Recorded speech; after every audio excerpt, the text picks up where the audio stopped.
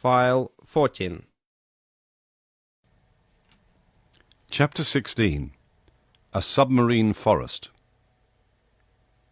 We had at last arrived on the borders of this forest, doubtless one of the finest of Captain Nemo's immense domains. He looked upon it as his own, and considered he had the same right over it that the first men had in the first days of the world. And indeed, who would have disputed with him the possession of this submarine property? What other hardier pioneer would come, hatchet in hand, to cut down the dark copses? This forest was composed of large tree plants, and the moment we penetrated under its vast arcades, I was struck by the singular position of their branches, a position I had not yet observed. Not a herb which carpeted the ground, not a branch which clothed the trees, was either broken or bent, nor did they extend horizontally. All stretched up to the surface of the ocean. Not a filament, not a ribbon, however thin they might be, but kept as straight as a rod of iron. The fuci and lianas grew in rigid perpendicular lines due to the density of the element which had produced them. Motionless, yet when bent to one side by the hand, they directly resumed their former position. Truly, it was the region of perpendicularity. I soon accustomed myself to this fantastic position, as well as to the comparative darkness which surrounded us. The soil of the forest seemed covered with sharp blocks difficult to avoid. The submarine flora struck me as being very perfect, and richer even than it would have been in the Arctic or tropical zones, where their productions are not so plentiful. But for some minutes I involuntarily confounded the genera, taking zoophytes for hydrophytes, animals for plants, and who would not have been mistaken? The fauna and the flora are too closely allied in this submarine world. These plants are self-propagated, and the principle of their existence is in the water which upholds and nourishes them. The greater number, instead of leaves, shoot forth blades of capricious shapes, comprised within a scale of colours, pink, carmine, green, olive, fawn, and brown.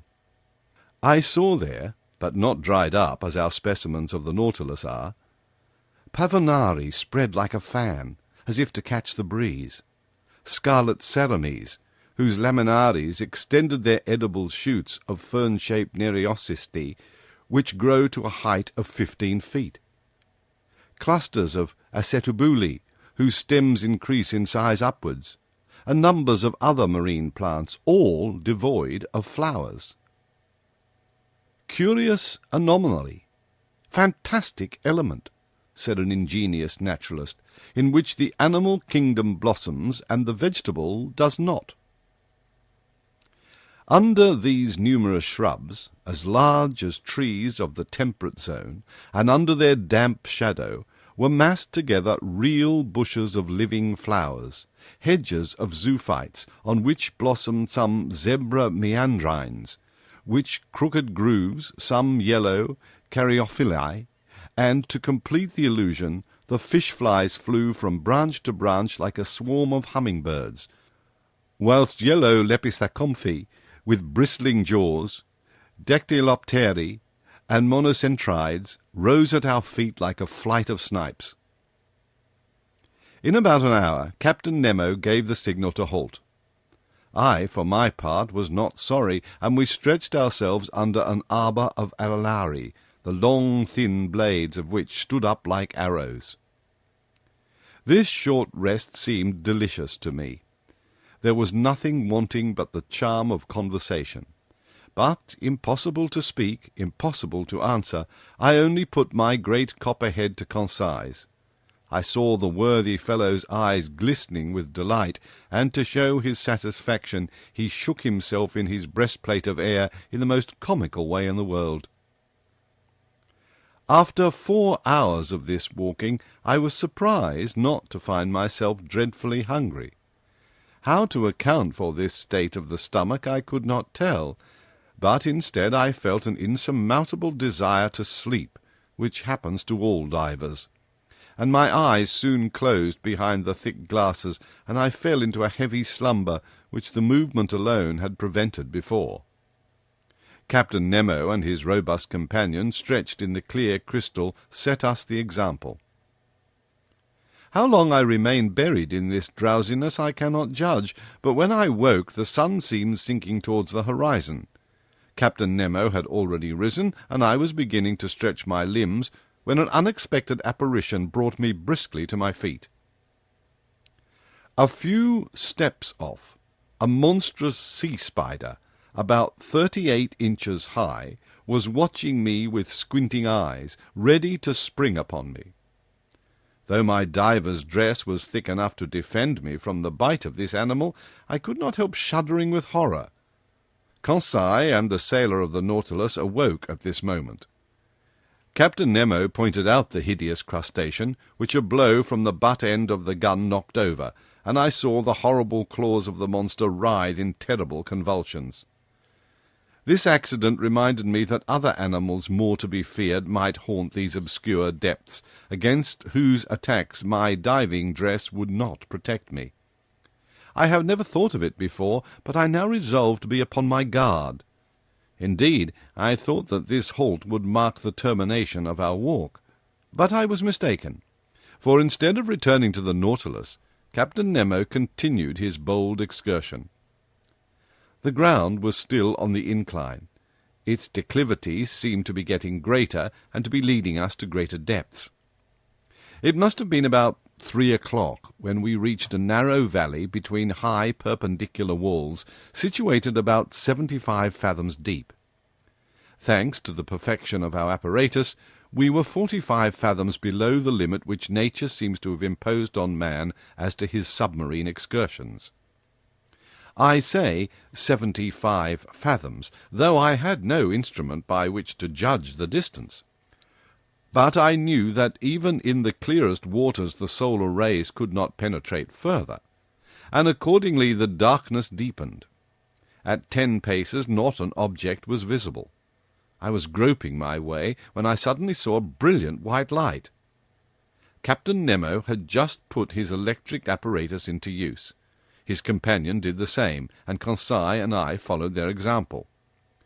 By turning a screw, I established a communication between the wire and spiral glass, and the sea, lit by our 4 lanterns, was illuminated for a circle of 36 yards. Captain Nemo was still plunging into the dark depths of the forest, whose trees were getting scarcer at every step. I noticed that vegetable life disappeared sooner than animal life.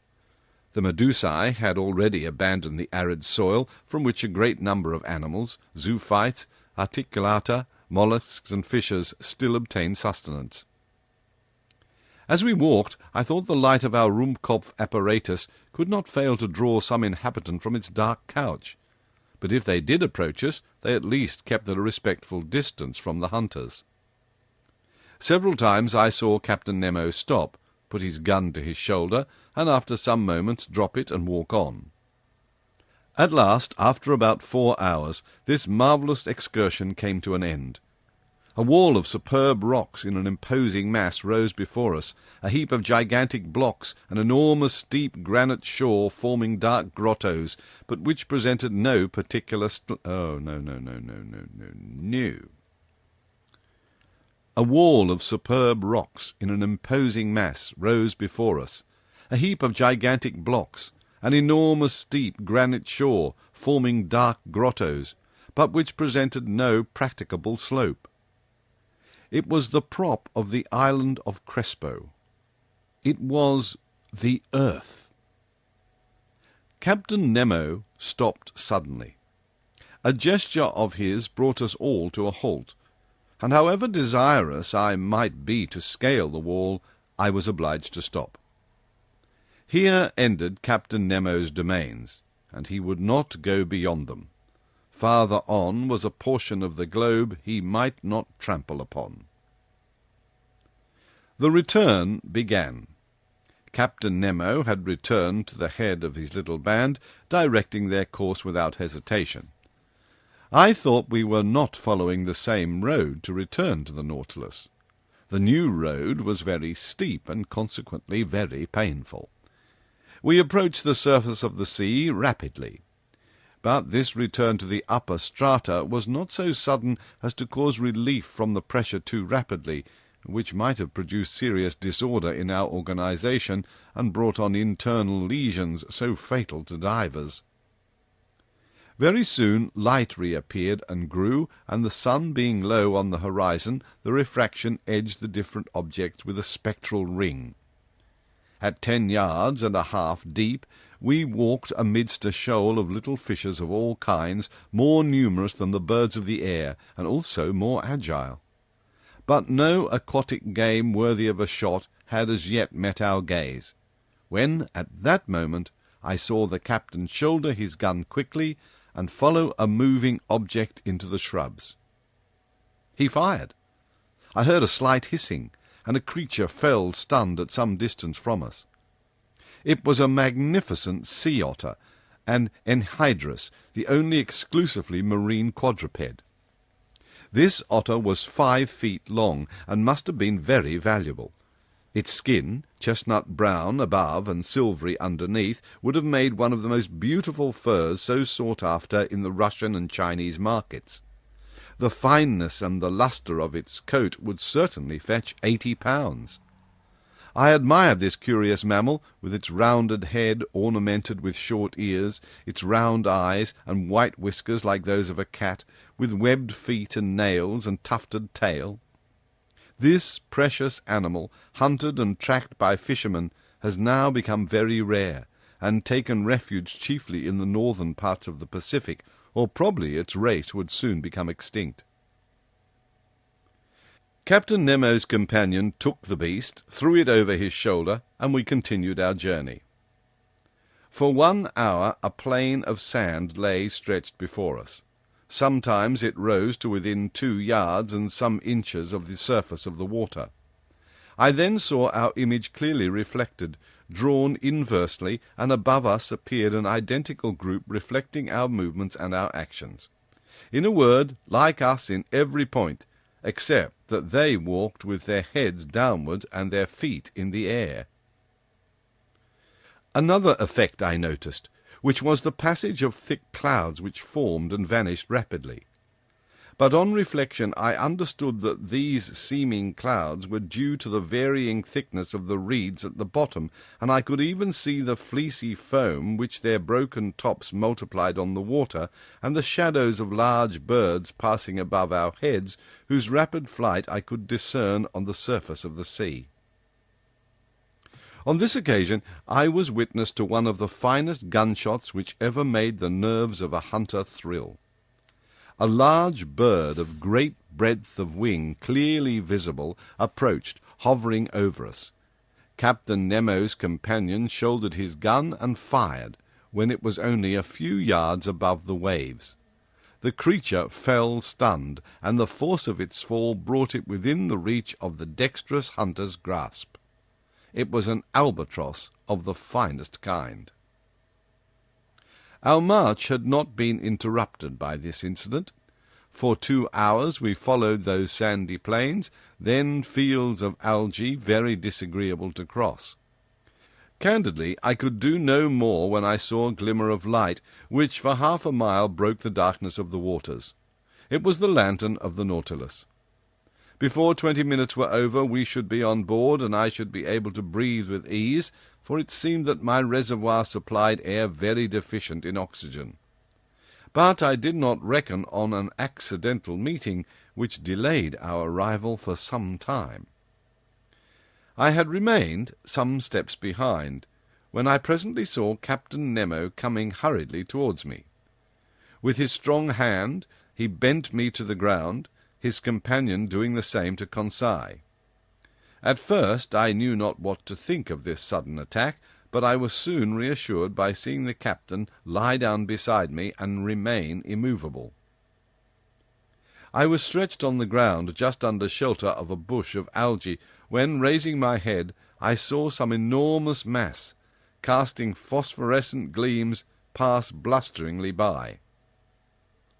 My blood froze in my veins as I recognized two formidable sharks which threatened us.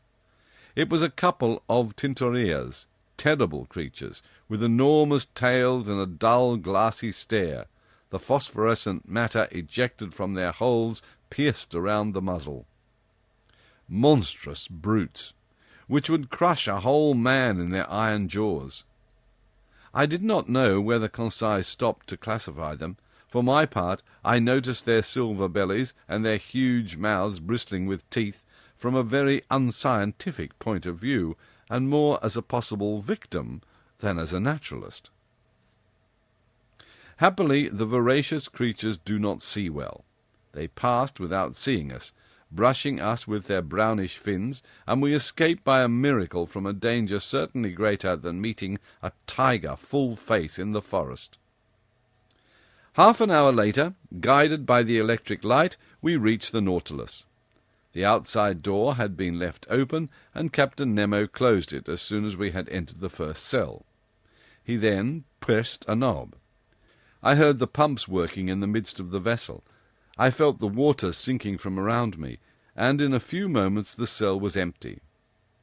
The inside door then opened, and we entered the vestry. There our diving dress was taken off, not without some trouble, and, fairly worn out from want of food and sleep, I returned to my room in great wonder at this surprising excursion at the bottom